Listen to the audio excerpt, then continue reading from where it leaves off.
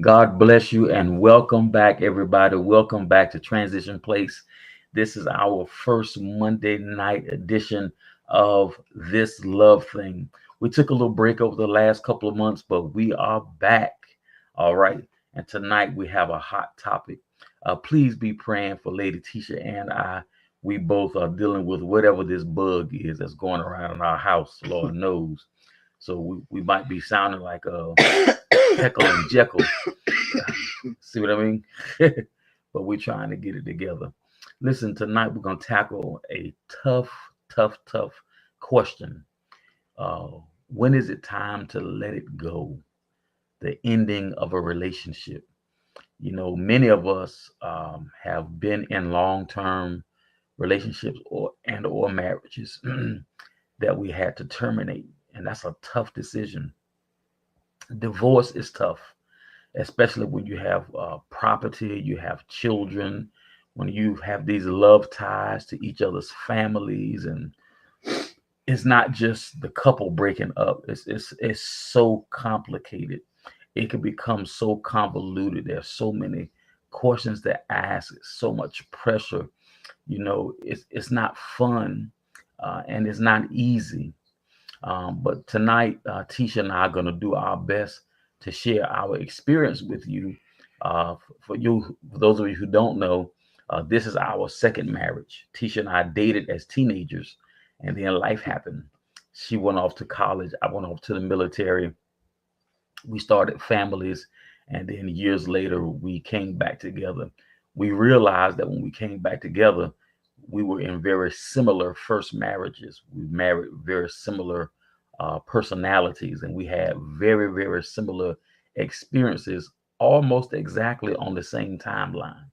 So there are some things that her and I can share. As we always say, when it comes to this love thing, we're not clinicians, but we have been through some things. We're saved, sanctified, and filled with the Holy Spirit. And so we have a lot to share. All right. So we're going to do our best to share with you. God bless you, Reverend Connie Robinson, our sister from another mister. And I appreciate your text today, Connie. It really helped me to know that somebody was praying for me. And I appreciate that. So listen, for those of you who are already on with us, just before we jump in, if you don't mind, share this the link with somebody. For those of you on Facebook, of course, you can tag someone. We're also live right now on Twitter and on YouTube and on Instagram. All right. So if you're with us on any of those mediums, make sure that you're sharing. Tisha's, she's doing double duty. She's on screen, but she also working in the background. I thank God for her. So we're going to deal with this today. Like I said, this is a tough topic. It's not easy at all. And for anybody who has ever had to deal with a breakup, especially a divorce, especially when you have children, this is not an easy thing.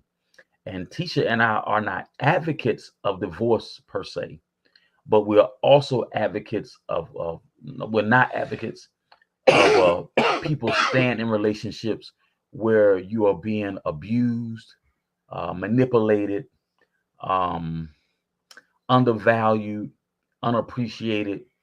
Man, it's tough. It's tough, and many times we lose ourselves in relationships like that. And so many people don't come to these marriages with the proper tools. I would say that I didn't know that I didn't have all the tools because I was going with what I did know, and there was a lot of things that I didn't know, and that we had to pick up along the way. Tisha and I employ tools now that we learned along the way. And some of these tools we just didn't have during the first marriage. It's just the way it is. And then with the folks that we were married to, and I'm just going to leave that alone. We're not even going there. But we're going to help you tonight. And we want to let you know that as we go along, if you have any questions or comments, please feel free to share them. We want you to be an interactive part of this conversation. So let's get down to business. When is it time to let it go? I'll give you a clue of how I think about this.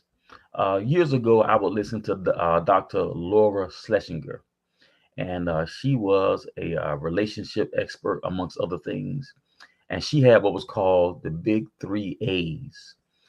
She said most marriages can survive just about anything, but when it came to these 3 things, trouble is at hand. And I agree with her. The big 3 A's are addiction, abuse, and adultery. Now, I'm not saying that no marriage can survive these things, but I'm saying if you have either of those, addiction, abuse, or adultery, if you have either of them, and especially if you have multiple or all of them, it's going to be tough to maintain a relationship, especially a relationship that mirrors what God wants the marital relationship to look like. All relationships have challenges. All relationships have ebbs and flows. There are going to be good days and not so good days. There are going to be days you look at the other person and question, why did I marry this joker? You know what I mean? Just, these are things, these are things that you go through. Things are not always peachy peachy with Tisha and I, but we have learned that when we have a tough time, we try not to speak to each other in our frustration or anger. We try to process and get to a point. Yeah, Monica, this is heavy. Where Tisha and I try to process and get to a point where we can speak to each other, calmly and with respect and honor. God bless you, Z. Good to be with you. So glad y'all are with us today. And so for each couple, this is going to look different. When did you know it's time to let this thing go? It's going to look different for each couple. Tisha and I, we advise couples. We counsel with couples. And let me tell you something about whenever you're working with couples, counseling and or advising, you have to know how to be respectful of their privacy. You cannot have the responsibility of counseling couples if you like to talk. In other words, if you like to tell folks business. And it's not fair to the couple if you can't keep confidence. All right. So when we counsel couples, we always tell them nobody will ever know about what you released here unless you tell them, because we're not going to talk about it. And that's how we keep confidence. So that's one thing you got to know. If you're going to seek help, you got to seek help from somebody who's mature enough to help you, but also mature enough to learn how to keep your confidence. All right. Because you're going to a trusted agent to get help. Now, time to leave a relationship is going to look different to everybody. Mm-hmm. Now, I'm not going to ever advise a woman who is being beaten to go back home to take another beating, because we don't know when the next one is going to be the last one. When relationships turn violent, that often can end in death. And now I don't have any statistics in front of me, but I've been around long enough to know those things happen, and I'm sure you do too. It's difficult to send somebody back into a situation where you have a serial adulterer, because now you put in your health at risk. There's a lot of sexually transmitted diseases out here, and I'm not comfortable sending somebody back into that environment if you have the other spouse who is not committed to, number one, being honest about the adultery, and number two, being very committed to stopping and understanding why. Sometimes, well, there's always a why, but sometimes the why could be the answer to getting your marriage back on track. Mm-hmm. And then whenever you have a problem with addiction, addiction is not just the addiction to the drug of choice or the behavior of choice. Addiction is a trust issue. If Tisha loses trust in me, it's difficult for her and I to be able to do anything else because she don't trust me. If I lose trust in her, it's difficult for us to be able to do anything else because I don't trust her. Right. So I'm trying to lay a foundation for, what this thing looks like when you have these deep divots in your situation. And for some people, it's not the big 3 A's. Some people, it's not abuse. addiction or adultery. For some people, it's finances. You know, one person was financially healthy, but then you get with a person that's so financially irresponsible that they tear you down, and now you are in shambles. It's tough to send somebody back into that when the other person is not willing to get some help, or at least release the financial responsibility to the person who's good at it. Um, you may have a situation where it's not the finances, but it's the in-laws. Well, I'm married to a man who is really married to his mama. He can't make a sound decision in our home until he talks to his mama.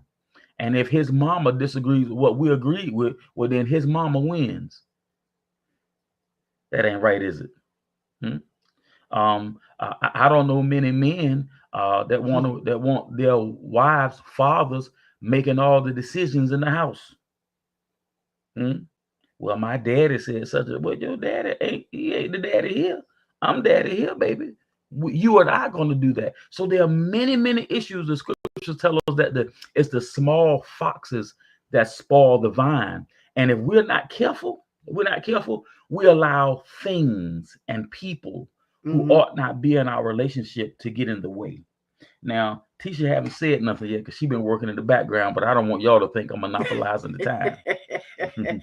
um, I would say in the very beginning of the relationship, what you have to do is set the boundaries. And if you don't set the boundaries carefully, you will end up here at the place where you're ending the relationship, unfortunately. And when you're ending the relationship, as he indicated, if you where you consider doing counseling, and you have to have two willing participants in the relationship. Oh, I'm sorry, Mhm. baby.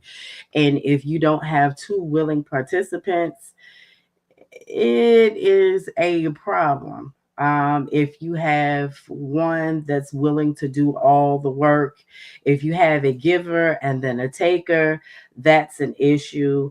If you have a manipulator, that's an issue, because you have a person that's willing to give and that manipulator that's going to do everything under the sun. And that is a problem, because the person that is willing to do all of the work and the manipulator, a lot of times they do a whole bunch of things that the person that is in the relationship, they don't see all of the things that are being done, so therefore they're being manipulated. You can have a person that has a PhD, many degrees, and all of these things. If a person has the intention of manipulating you, you can be very educated and manipulated. And it can leave you walking away from the best marriage that you thought you had, walking away in a million pieces. And it will leave you crushed. But what you have to understand, if you have to make the decision to walk away, what you have to do is you go down this laundry list.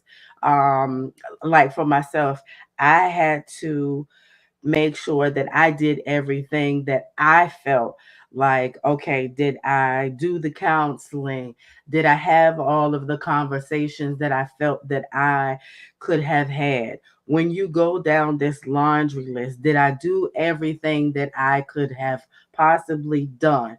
When you have done all of those things, and yes, you take a vow before God and your family members, um, you really don't want to get to the point to say, you know what, I'm waving my white flag, I'm done. Um, is disheartening when you get to that place, when you say, um, I can't believe I'm at this place, because nobody gets married to say, I'm throwing in the towel. But when you arrive at that place, in my first marriage, I talked to older ladies that have been married for 50 some years, 60 some years, and they said to me, baby, when you know. Everybody that I talked to, they basically said to me, baby, just continue to pray.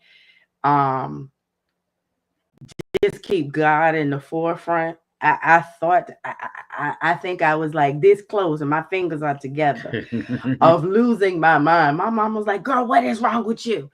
Um, but really when you take your vows seriously, it's like but I kind of went back there for a second. Yeah. I want to add something real quick. One of the most important things to know is to know when it's time to go get help.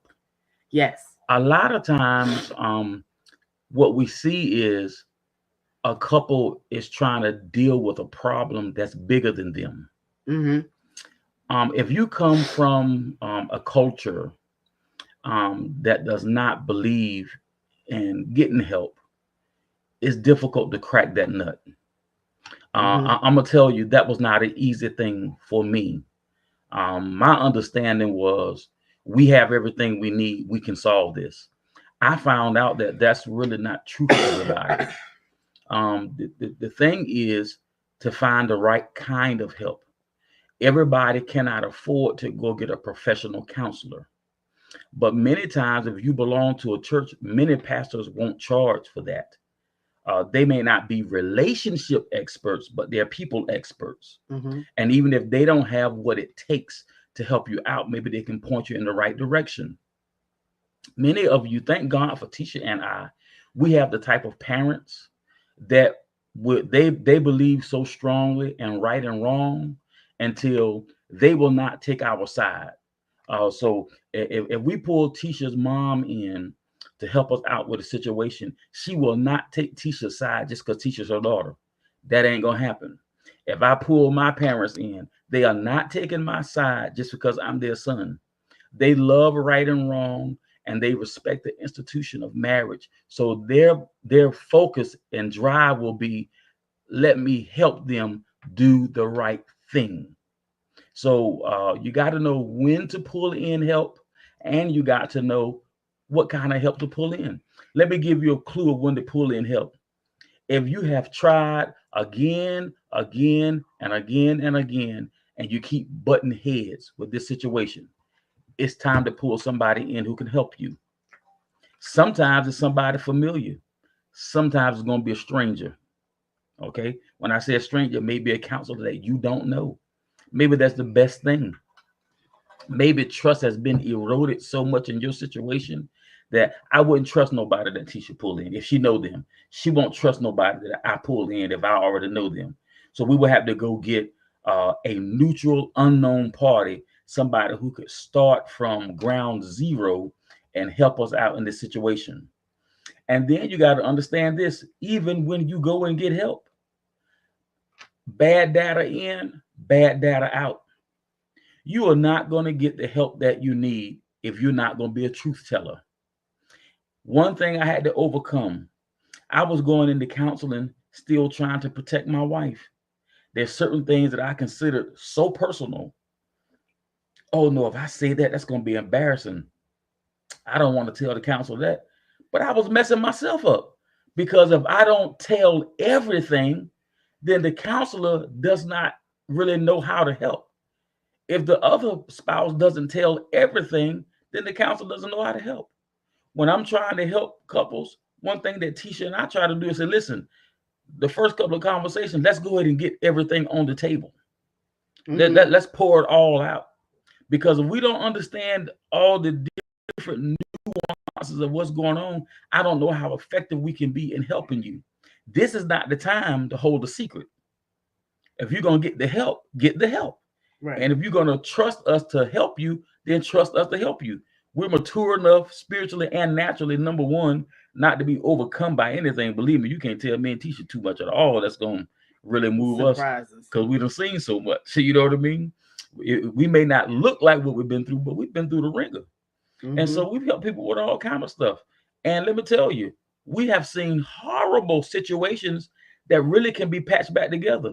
Sometimes you think your situation is the worst situation in the world because you only measuring it by what you know and what you've been exposed to. But when you go and get help, you realize, oh, it's several other couples. I remember talking to a counselor and he told me, he was like, no, this ain't isolated between y'all two. He said, man, I got 7, 8 other couples going through the exact same thing. That made me feel better because I'm thinking that, our situation was so unique. I'm not talking about teaching, I talked about in my first marriage. I was thinking that our situation was so unique that, this is crazy. No, it was more common than I knew because it was my first marriage. I had never dealt with some of the stuff I was dealing with. So it was new to me, but it's not new to somebody who's used to helping people. So we have to overcome. Sometimes it's stubbornness that don't want to ask for help. Sometimes it's pride. Mm-hmm. Sometimes it's culture. And if you're dealing with a manipulator, it's the fear of exposure. Right. All right.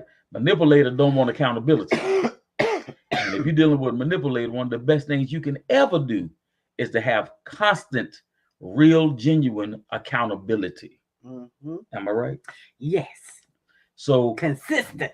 So one thing is before you decide to call it off, get help. Very important. Now Tisha laid some groundwork. She said in the beginning of the relationship, set boundaries. As you're getting to know each other, you're talking on the phone, you're having dates, you're learning about each other's family and all this good stuff. That is great. Try the best you can to see the person that you're dating in as many varying situations as you can so you Mm-hmm. can make a true determination of how they are. How do they handle being angry? How do they handle being frustrated? How do they handle being depressed? How do they handle pressure, whether it be financial pressure, family pressure? If one of your relatives come over intoxicated, acting a fool, do you have the type of spouse that's going to go get the jammy and blow somebody's head off? Or do you have the type of spouse who has enough in themselves to maintain enough where they're going to protect the household, but at the same time, they're not going to cause the family to be split? These are the kind of things we got to know going in. So, like Tisha said, we can properly set boundaries. Now, you have to set boundaries because you have to if we come in with an understanding and an agreement on what the boundaries are, then when the boundary lines are violated, we can call it out. Say, now hold up, hold up. Now you and I agreed that we were not going to make any big purchases until we talk to each other. So let's just throw a number out there. Let's say that your agreement is anything $999 and below. We ain't got to talk about that. Once you hit the $1,000 mark, that's something we need to talk about. That's your boundary. And if that's the boundary that you set for your relationship and y'all have agreed to it, if you got a person that keeps violating that boundary, that looks to me like a lack of respect. A lack of respect for you and a lack of respect for the agreement. So if they can't keep that agreement, do you have a person that has a problem with integrity? Can you sign a contract and just shrug your shoulders and say, I'm going to do what I want to do? I'm not going to honor the terms of the contract. Or are you the kind of person that when I look you in the face and shake your hand and say, this is what it's going to be, you can bet your bottom dollar, this is what it's going to be because I'm going to honor my word? Or do you have a manipulator that because you have that contract that says it's, $999, do they constantly go and get things knowing that you have that contract? It's a big purchase, but they intentionally go and do things at that 999, but they keep it at that amount. Oh well, it's that amount. Yeah. But I'm constantly at that making purchases. But it's the fourth purchase this week at $999. Right. Come on, man. Come on. So once again, this is why you got to get to know the person.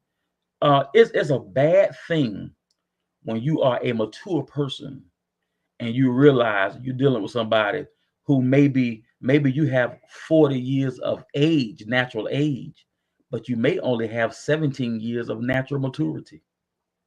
So you're dealing with a grown boy or a grown girl. Mm-hmm. Um, a girl could not deal with me. I got to have a woman. And I can't deal with no grown boy. Tisha got to have a man. And so these are things that you do on the front end. Now, you may have gotten to a situation where maybe these things that Tisha and I are talking about, nobody taught you these things.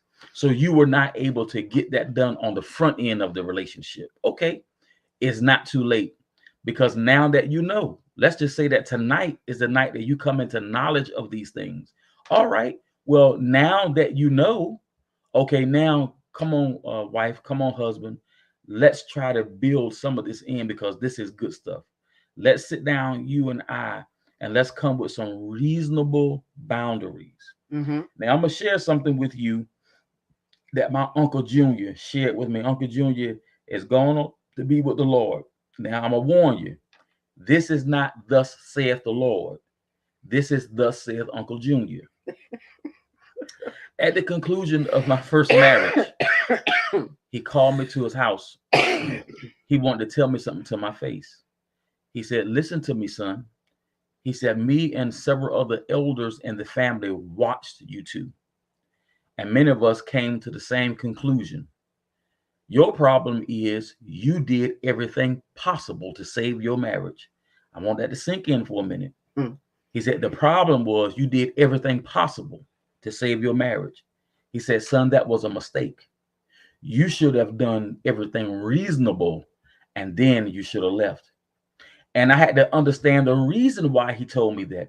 The reason why he told me that is because I was with somebody who didn't do well with boundaries, who didn't do well with respecting others, who didn't do well with um, keeping their word. Mm-hmm. So if you with somebody who manipulates like that, when they know that you'll do everything possible, they're gonna keep you at the boundary. Yep, it's always dangling a carrot. Or if you do this, when you get to that milestone, they're constantly moving it, so you can never meet the goal. When you think you're finishing the marathon and you find out I still got 13.26 to go. Mm-hmm. And that's no good, no good. And so his point was, after you have done everything that is reasonable, because you're supposed to be married to a reasonable person. Mm-hmm. And if you're not married to a reasonable person, you're going to find yourself doing some very unreasonable and unrealistic things to stay together. Let me tell you something. If you're not dealing with a person who has rational, reasonable, realistic expectations, Mm-hmm. you're in trouble. Yes. I am not Superman. I am a man. Mm-hmm. Tisha is not Superwoman. Mm-hmm. She is a woman. Mm-hmm. So my expectations of her cannot be of a superhero. My expectations of her has to be the expectations of a person who has realistic and reasonable expectations. Because if my expectations are outside of the realm of reality, then I'm never going to be satisfied. And if I'm never satisfied, then she's never going to be able to be comfortable, because I'm always pushing her and pushing her and pushing her to do something that is not within her to do. Is that making sense? And then you have to have realistic expectations of each other. And then you have to give each other room to grow. And then you have to relish in the moment. Because if you never relish in the moment, like, okay, we set some boundaries, we've reached those boundaries, you take a breath. Okay, we did this. We relish in it. And then we accomplish it. And then we set some more stuff. But you give yourself some room to grow and then accomplish some more things, you know? But you can never say, okay, we're here. And then you don't say, okay, baby, we did a good job. But you're constantly reaching because you never enjoy the moment, you know? So it's like, you don't feel like you've accomplished anything, you know. But if you're dealing with somebody where you're not reasonable, you know, Yeah. you don't have a good partner, you know. All these are predicates before leaving, because there's so many, like I said, so many little tools that we can use to get ourselves on the right track and to stay on the right track. But the $64,000 question tonight is, when do I know when it's time to let go? Well, we're going to speak from our experience. Mm-hmm. When you realize that you're dealing with a person who is not all in and sold out as you are, and they have no intention of getting there. When you realize that your marriage can be a 10, but instead it's always going to be a 5. And the reason why it's going to be a 5 is because you are somebody who refuses to do their part. I remember in the first marriage, this is where my mindset was. This is the prayer that I prayed to God. I said, Lord, I realize that I'll never be happy in this marriage, but I'm going to honor my vows. I'm not going to leave her. I'm not going to mistreat her. I'm going to take care of her. I'm going to protect her.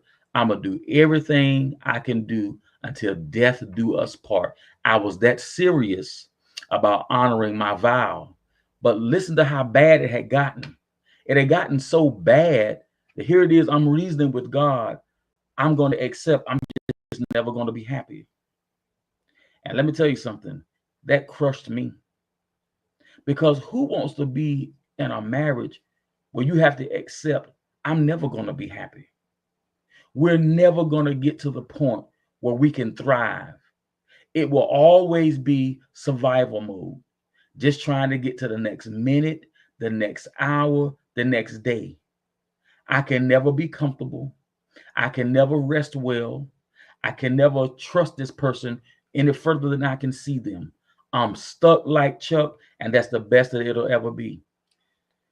That was my prayer, but I don't suggest that for you. I don't either. Good. For me, um, excuse me. I had gotten to the point where I had come to the conclusion that I was in the middle of texting our cousin Tori Dinkins.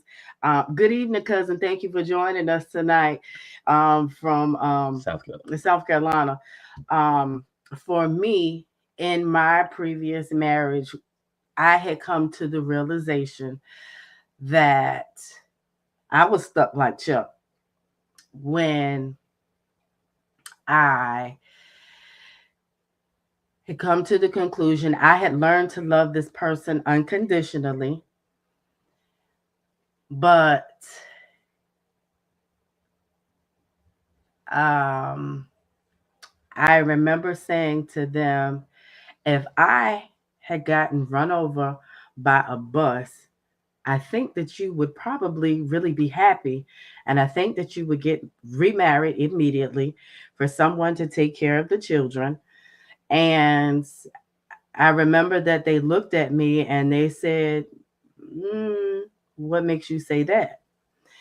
And they didn't say yes and they didn't say no. And, sometimes when you have those moments like that, or there is the awkward silence, sometimes the silence speaks really loud.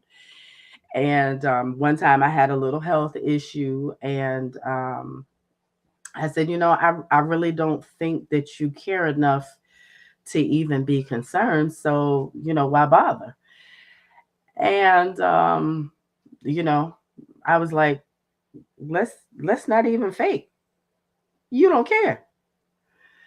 And he sat for a second and it was like, mm, I don't even think he could even come up with the words to even say, but I do, because he couldn't find anything.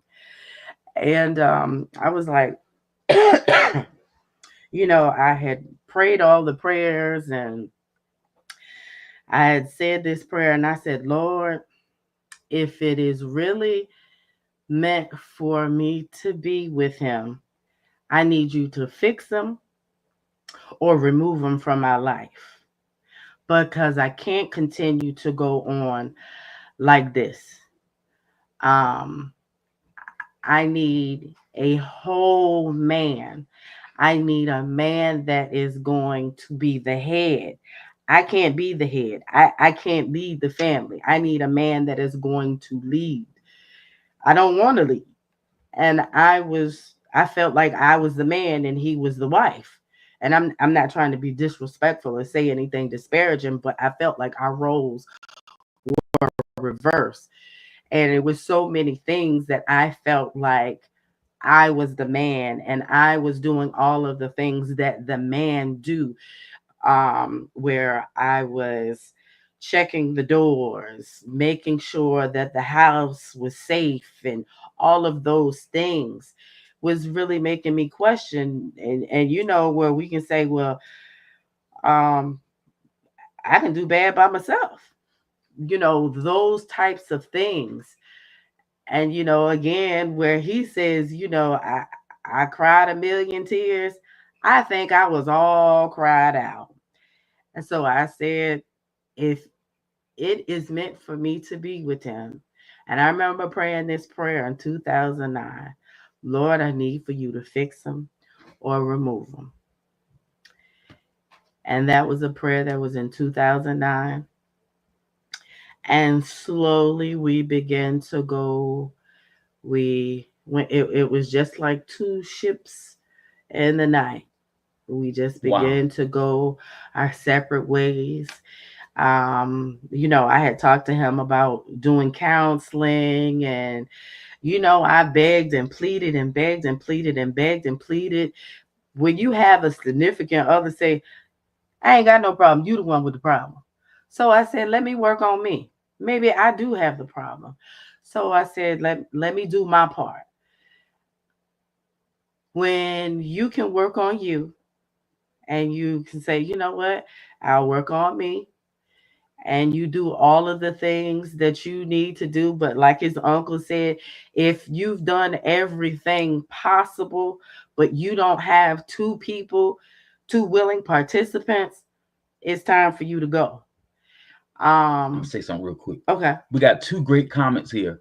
Miss Betty said you love them, but you're not in love with them. Yes. And Dr. Sharon Kelly says the balance was off, which makes our feelings off. Right. This is right in line with what we're talking about. Yes. So one of the answers to when is it time to let it go? One of those answers is when you realize that you're in a relationship with somebody who will not meet you where you need to be met to have a fruitful relationship. Like she is saying, he refused to go to counseling. I was in a situation where my spouse refused to go. I was so desperate to save the marriage and said, well, I can't make her go, so I'm gonna go. And you know what? I started getting help. And when I started getting help, the more help I got, the more I'm looking at her like, oh, she really messed up. And the counselor told me, he said, I'm gonna tell you something. He said, the more you dedicate yourself to this counseling and going down this journey, the more your eyes are gonna open. And the more your eyes open, the harder it's gonna be for you to stay with her. He said the best thing you can do is get her in here. And if she don't feel comfortable with me, get her somewhere. He said, but you're gonna grow and she's gonna stay there. And he was right. Now I will tell you, I stayed way too long because I knew that I knew that I knew that I knew that she was not going to get better. But I was hoping against hope. And so I can't tell you to leave your situation, right? Because only you will know that. But I'm giving you some of the signs. One of the telltale signs when you realize that you're dealing with a joker who is not who they told you that they were. They have crossed their arms and said, this who I am, take it or leave it. Well, I often tell people, when you tell somebody it's my way or the highway, always be prepared to hit the highway. Well, on that note, let me go ahead and just say this. All of that was said in my situation, but to add insult to injury, there was domestic violence on top of all of that. Mm. So, what I would say to anybody, and on top of all of that, we were not evenly yoked. So, we should have never been married to begin with. So, I would say to anyone, before you walk down the aisle, you need to make sure that your marriage is right and God ordained that to begin with before you say, I do. It ain't no you said that we should be. You need to make sure that God said that y'all are right and fit together for each other. And even though you have that assurance, let me tell you something. There are times that you have to reassure each other. Just the other day, Tisha and I had a conversation, and as she was talking to me, I realized something. I said, it seemed like my wife might be in doubt. So you correct me if I'm wrong, I aggressively said, hold up, you my number one. You take priority over everything. Oh, we not finna have no problem. No, no, no, no, no, no, no, no. Yes, you're bringing this up. Yes, we're gonna deal with it. But you and I not finna have no problem That is correct. because you are my priority. And if it don't look like that, well, then maybe I need to go and redress something. I'll take that. Thank you for bringing that to my attention. You need to have those hard, honest conversations. I thank you, Dr. Kelly. She said, I was engaged 4 years too long, but God put me before the right person, and we were married within a year. Now, 22 years later. See that? Yes. It sounds like, Dr. Kelly, you were trying to do what Tisha and I was trying to do, trying to make something out of nothing. And it's funny because when I look at my previous marriage, I used to have this saying, well, we trying to make it work. When it's right, you ain't got to make it work. It just works. It's my previous marriage. It was like 100-piece puzzle, and 99 pieces did not fit. My husband and I, we are like two little kids that are like inseparable. Uh, uh, a sleepover at all times with two little kids joined at the hip, inseparable. You know, he went somewhere to a convention, and let me tell you, I heard about how he was a wounded animal because I was not there, and people confirmed like he don't need to go nowhere without you. He was lost, a lost puppy without you. And So that doesn't make me what it call that doesn't make me a impact. that make him a simp. No, I love my wife, and I want to be where my wife is.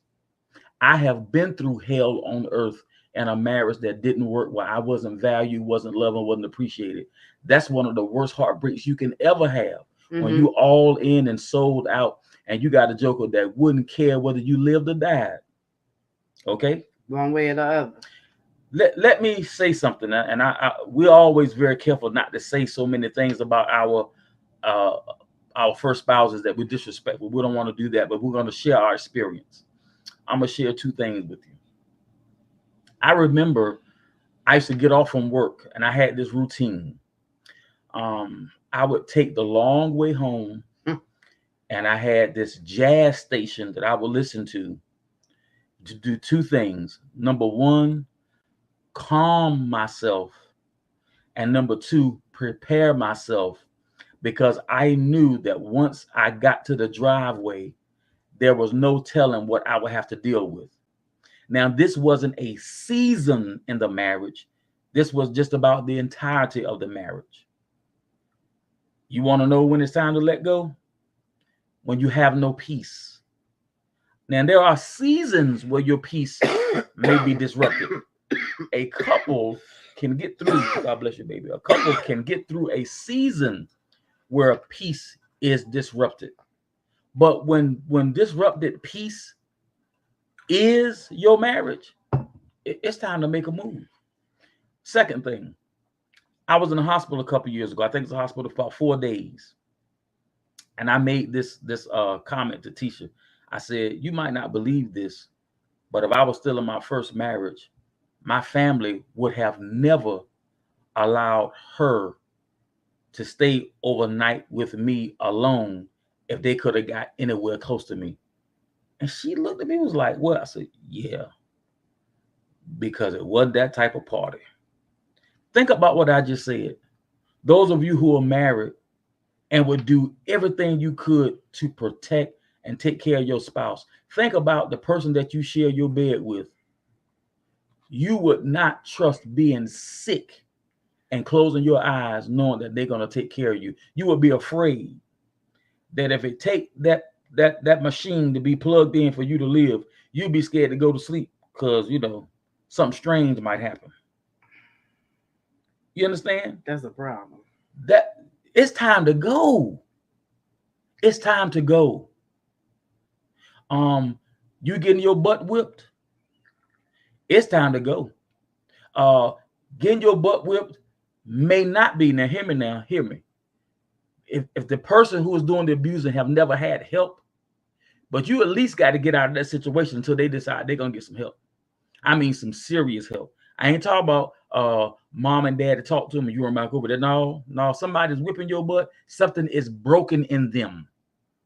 Mm-hmm. And you need serious accountability and serious professional help to make sure that you're not in danger. I would never send a spouse back to a situation where they're getting their butt whipped. No, absolutely not. You got to constantly follow or put air tags on your spouse because you don't trust their whereabouts. I'm not talking about you struggling with some of your own mess, because some of us come from environments where we got damaged so bad until we don't even trust ourselves. I'm not talking about that thing because that can be fixed. I'm talking about their behavior has made you feel like you have to know where they are at all times. It's time to bust a move because you're dealing with somebody who is dishonest. One thing I said to Tisha, I said, I'm going to tell you something. It's going to sound so easy till you think I'm playing with you. It's 3 things I got to have in my woman. You got to be good to me. You got to be nice to me. And you got to be honest with me. I ain't never going to deal with another mean, cantankerous woman. I ain't never going to deal with another dishonest woman. And I ain't never going to deal with a joker that I can't trust. Now, I got to have all 3 of them consistently. And if I can't have all 3, I can't be in it. And I mean that.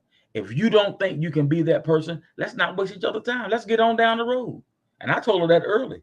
And I meant that. And she had her do's and don'ts for me. Brother Kevin said my first marriage was a threat to my sobriety. That brother had gotten clean after years of being an addict.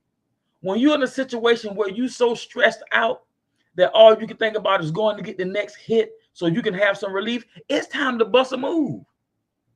I know that God hates divorce. We know that. Mm-hmm. But divorce is forgivable. You can ask the Lord to forgive you. You can get yourself patched up. You can recover and you can move on. But to stay in a situation that's going to rob you of your peace, rob you of your sanity, may even rob you of your life and your health. Okay. I was in the hospital in Kuwait, blood pressure through the roof. And this is what the doctor told me.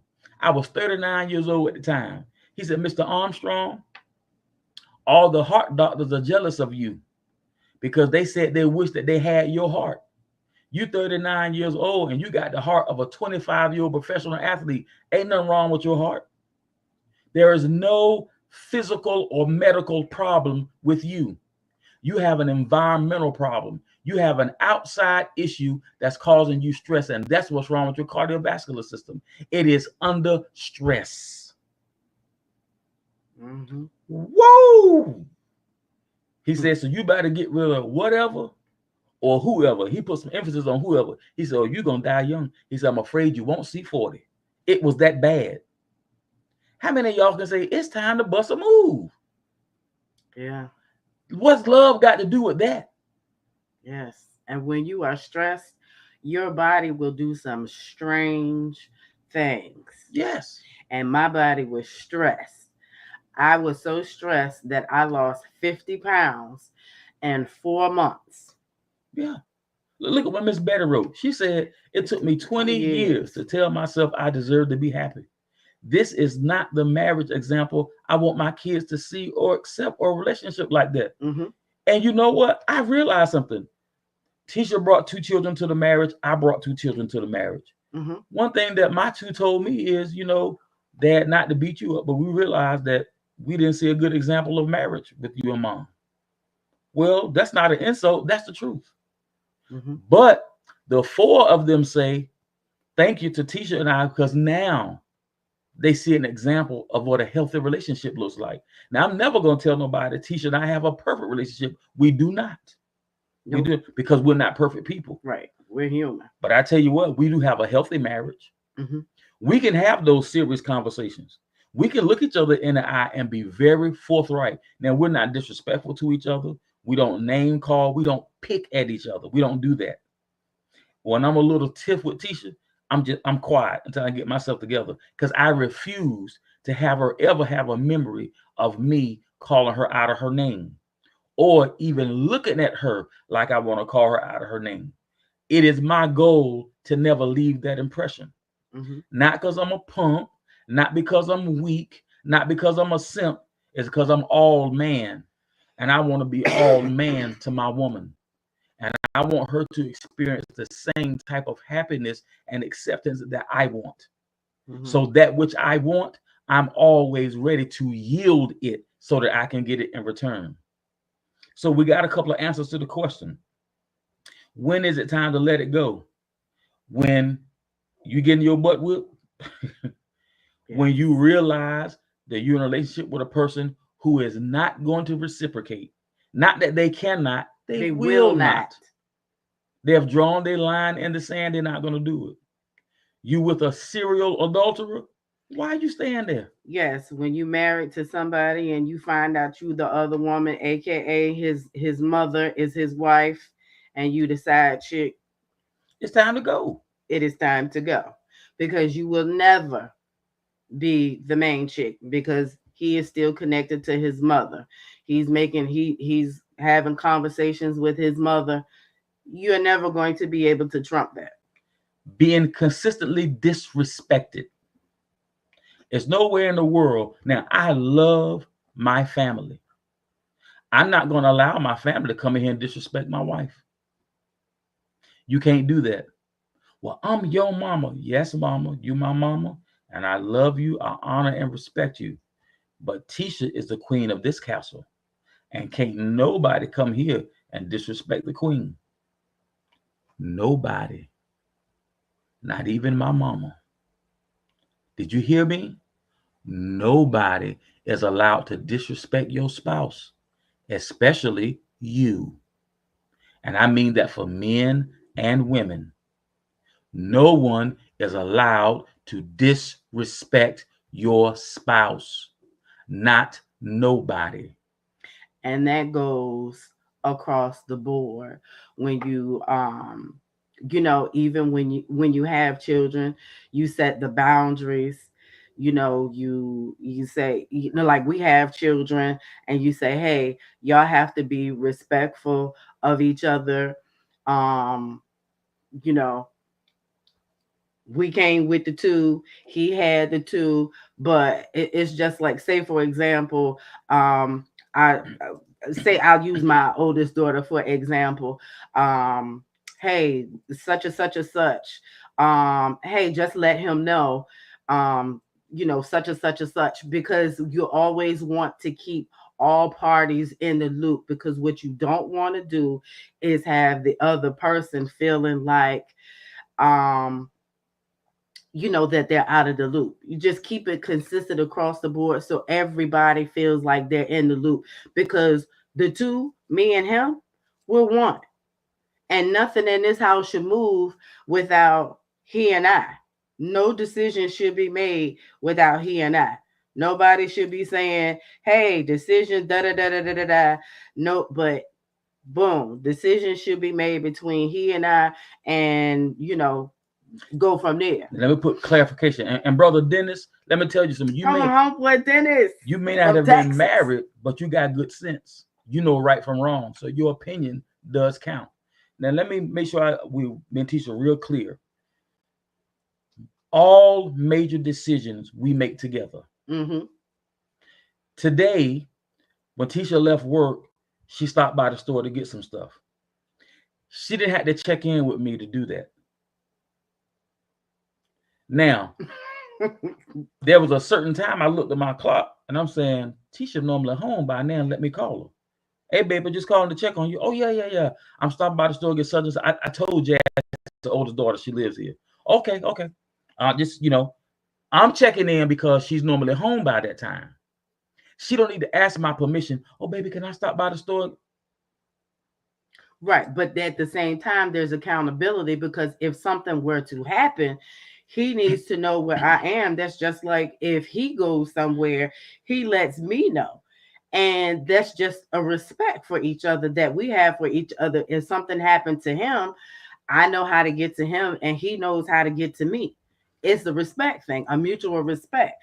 You know, this Accountability right. does not mean that somebody is controlling you. Now, I'm normally home by a certain time. If I'm just gonna be running a few minutes late, I'm probably not gonna call Tisha and say that. Just a few minutes. But if I know, okay, I normally leave work at 5 o'clock, but I know tonight I probably ain't gonna leave till about 9 o'clock.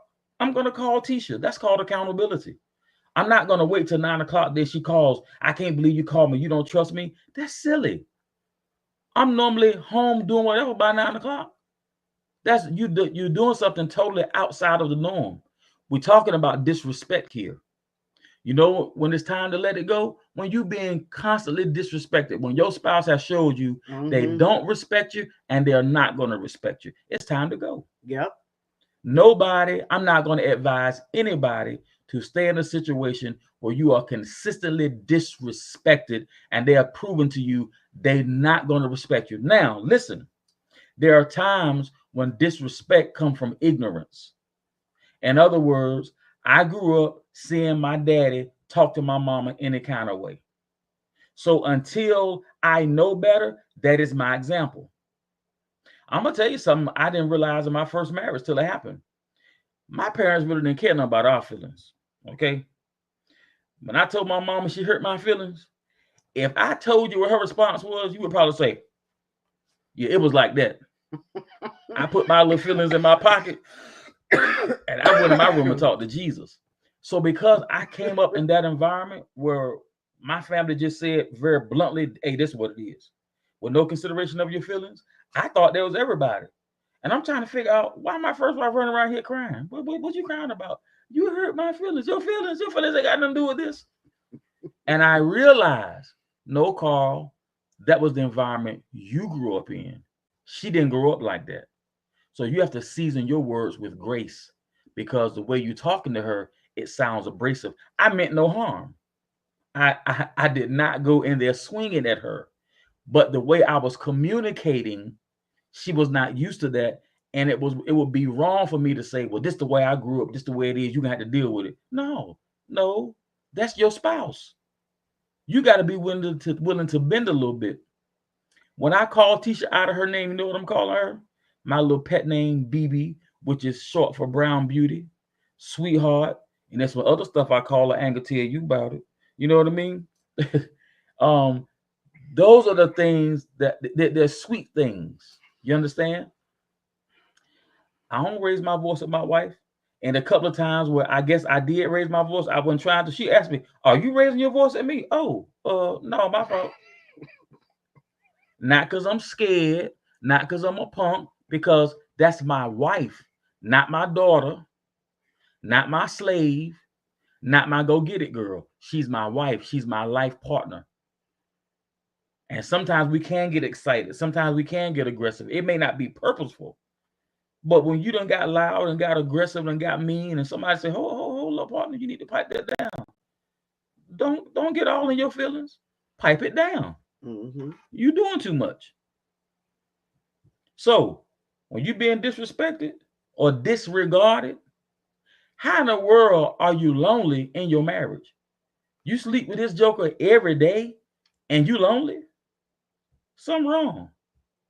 What has him or her so occupied that you are lonely? I hear crickets, right? And you've had the discussions. We've had the go back and forth, but the behavior doesn't change. Something is wrong. Something is off. Something is off, and you got to make a move. When it comes to addiction. Now listen, addiction will make you love the drug, the bottle, or the behavior more than you love your spouse. That's a no go, and that's a problem. Mm-hmm. I can't love the dope more than I love my wife. I can't love the pool hall more than I love my wife. I can't love the Pittsburgh Steelers, and I love them Steelers, but I can't love them Steelers more than I love my wife. Okay, I'm gonna go buy Steelers tickets, and her vehicle need tires. Uh-uh, that's not gonna get it. That's irresponsible and it's disrespectful, and you have lost sight of what's really going on. So if a person have an addiction problem, you want to work with them, you want to help them. But once they prove to you that they love that more than they love you, time to make a move. It's time to make a move. You do not have to subject yourself to that behavior. Now, we haven't given all of the answers, but we have given quite a few answers. Before we sign off, I want to make sure that if you're in the audience, if you have any questions for us, we will answer your questions. And if you have a question that's so personal to you that you don't want to put it here in front of this audience, that's fine. Then what you can do is you can send it to Tisha and I directly. Many of you know us, or you can send us a direct message like on Facebook or something like that. If you have our numbers or our email address, send us a personal note. But if you have a question that you don't mind addressing right here in the chat, if you ask that question, good evening, Taylor, our niece. If you have a question, we would be delighted to try our best to answer it for you. Once again, I'll tell you, Tisha and I are not clinicians, but we are experienced and exposed. We love the Lord. We have natural maturity and we have Christian maturity. And when you got all that together, you can be helpful to someone. And Taylor says, hey, y'all. Hey. So if you got a question, go ahead and put it in that chat so we can answer it. We're hoping that what we have offered here this evening has been fruitful for you. Some of you have a takeaway tonight where you're going to realize, hey, we need somebody to come in and help us with this situation. That's a good thing. Some of you are going to realize, you know what? We really never really set good boundaries. So what we need to do to help us to get along a little better, we need to set some realistic, reasonable boundaries that you and I can agree to. That if we keep our behavior and our language and our treatment of each other within these boundaries, we're gonna be good. Some of you are learning tonight. I'm married to a doggone manipulator. I'm married to a joker that don't respect me. You know, I'm married to a joker that don't even like me. Do you realize there's a lot of spouses? COVID, it was a lot of divorces during COVID. You know why? Because when the job said y'all got to work from home, when you, your spouse, and the kids was home, there's a lot of families realize we don't even like each other. I got to get up out of here. What was keeping us together was staying apart so long. But let me tell you something. Me and Tisha was enjoying our time together. Oh yeah, we had a ball. During COVID, we were working at the same place. We rode to work together. We had lunch together. We rode home together. We would come home, jump on the grill. It didn't matter what the temperature was. We would jump on the grill. We had family time. I was loving it because I'm with somebody who I not only love, I like. I love Tisha. I'm in love with Tisha, and I like Tisha. Yes. Tisha's my favorite person. Yes. And I'm saying that for you. I'm a truth teller. If she wasn't my favorite person, I wouldn't be telling you she is. She's my favorite person. And it's always good. Listen, me and Tisha cannot be in the best place, but I tell you, know why I want her next to me? She get on my last nerve. Don't go nowhere. Don't go nowhere. You Yeah, I be think that's both of us. you be on my nerves next to me. Sleep on the couch. You must be crazy. Oh no, I'm not You doing must that. be crazy. Me and Tisha sleeping together, and it's gonna be some touching. That's right. You be mad in the morning. So these are good things, and I'm hoping that you have some takeaways from this. That's right, Dennis. Just because you're not married doesn't mean that you can't comment. That's right. And what's it what Taylor saying here? It's definitely important to like your spouse, because baby, love ain't enough. And you've been married long enough to tell us to know that. Mm-hmm. I didn't understand what Tina Turner was saying when she asked the question, "What's love got to do with it?" I didn't understand because I was so young when I heard the song. But I got a good understanding there, as my wife would say. I got a good understanding. Yeah, because let me tell you something. When you are friends with your spouse, Mm-hmm. it's certain things you ain't gonna do to a friend. You'll do something to a lover that you won't do to a friend. Mm-hmm. A real friend won't tell your secrets. A real friend won't stab you on the back. A lover will. A lover will cheat you. A real friend won't do that. Yep. Tisha and I are friends. So that when we get to the age where our bodies just can't express the type of love that we like to express, we're gonna be all right. Because we friends. We just talk crazy to each other. You know what I'm saying? Joke each other. Like an old couple told me, they were celebrating 49 years of marriage, and we were in an elevator together, and in the hotel. I said, "I know what y'all gear to go do," and both of them started laughing. They was laughing like it was real fun. I'm like, I don't understand. That man told me, he said, "Boy, let me tell you something. We old. You heard me?" He said, "We can finna go in this room, take off our clothes, talk about all that crazy stuff we used to do, and then we going to sleep." I said, "Wow." And she patted me on the shoulder and walked out laughing. They was laughing. Like, yeah, he'll understand one day. Good Lord. I was like, I don't get it. Yeah. Keep living. You'll get it. Keep living. So listen, it sounds like there probably aren't any questions. We don't want to prolong the broadcast. We thank God for each and every one of you. And we do hope that what we have offered tonight has been helpful for you.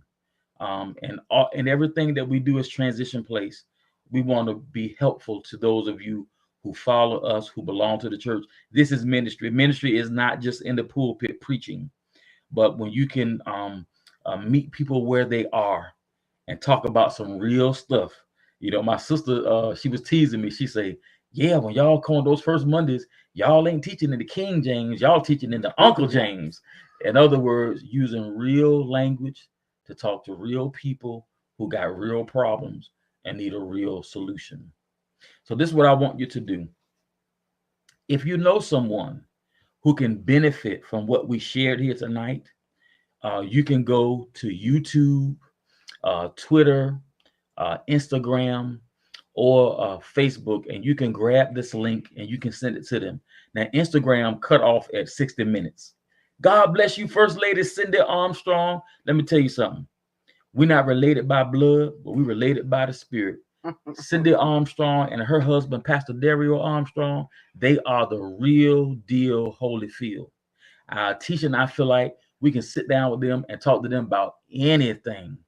And when you talk about real people who just love the Lord and love people, you ain't gonna get no better than Dario and Cindy Armstrong. May God bless y'all. And I didn't know you was with us tonight, Lady Cindy, but I'm glad that you enjoyed it. Um, if you know somebody who can benefit from this conversation, please make sure you send it to them. This is not for Transition Place to get all big time or me and Tisha to get big time. It's not about that. It's about being able to help people. Maybe your church may not have a ministry like this. That doesn't mean you belong to a bad church. That's just not one of the gifts that's prevalent in the church. So what we do is we help one another. So you don't feel shame. Grab the link, send it to that person so they can be helped.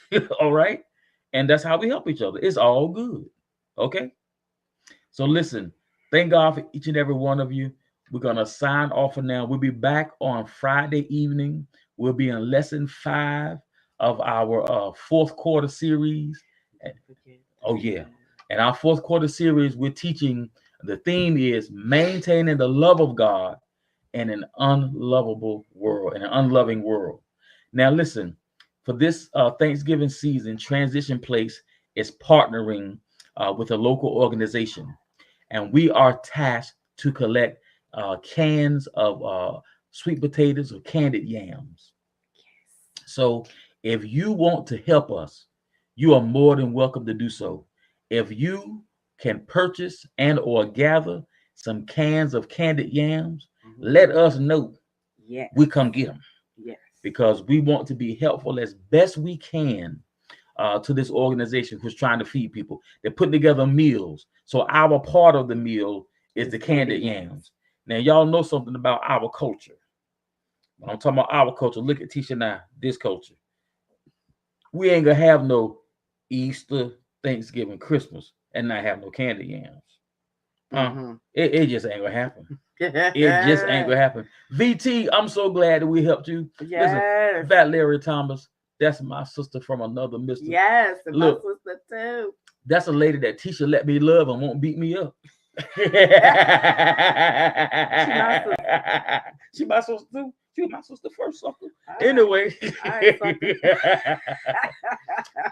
Thank y'all so much. Listen, don't forget, if you're in this local area, I don't expect VT to do it. She way out in El Paso, Texas. But if you're in a local area where Tisha and I are, and you want to help us to collect those candied yams, canned sweet potatoes, we will be so happy and glad. And if you tell us where the collection is, we'll come and get it. All right. We're going to sign off for now. We'll be back on Friday night. We'll be teaching. I'll put that notification that we're teaching a tough subject. Reverend Connie Robinson, I might need your help. So we'll see. Until then, may God bless each and every last one of you. I pray that your prayers are answered. Yes, Lord, I want your prayers answered. I want you to have happy, healthy, thriving marriages. Some of your marriages right now might be on life support. You can get beyond life support. You can get beyond survival mode.